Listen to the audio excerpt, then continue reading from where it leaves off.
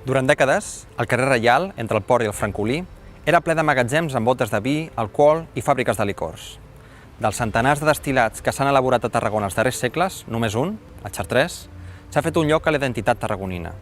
El seu consum popular és de fet un costum prou recent. Tanmateix, per a molts, simplement el seu nom ja és sinònim de festa i de Santa Tecla. Però com va aparèixer aquest elixir verd? Aquest licor té un origen llegendari que pocs coneixen. Corria l'any 1605 i França tenia per rei Enric IV, el primer de la dinastia borbònica.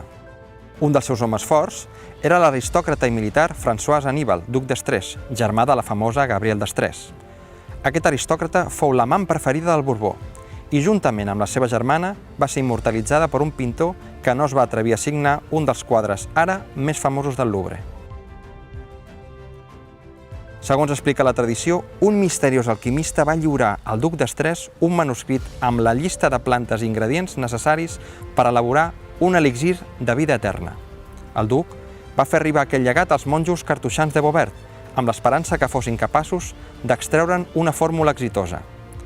No se'n van sortir i el document va passar a la Gran Chartres, la casa mare de l'ordre situada a Voiron, a prop de Grenoble.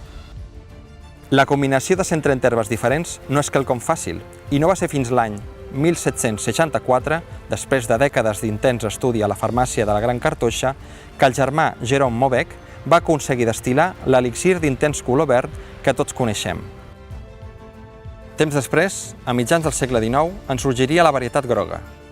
Els pares cartoixans van abandonar França l'any 1903, fugint de polítiques anticlericals, i van refugiar-se a Tarragona.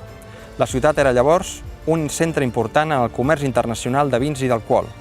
Aquí van continuar la producció dels seus licors, fins al 1989. Fa poques dècades, un altre alquimista va combinar els licors verd i groc afegint-hi granissat de llimona i va batejar el còctel com la mamadeta. El fred i l'acidesa del granissat ajuda a fer passar la barreja, però aneu en compte que si bé encara no hem aconseguit l'elixir de la llarga vida, la ressaca se us pot fer eterna.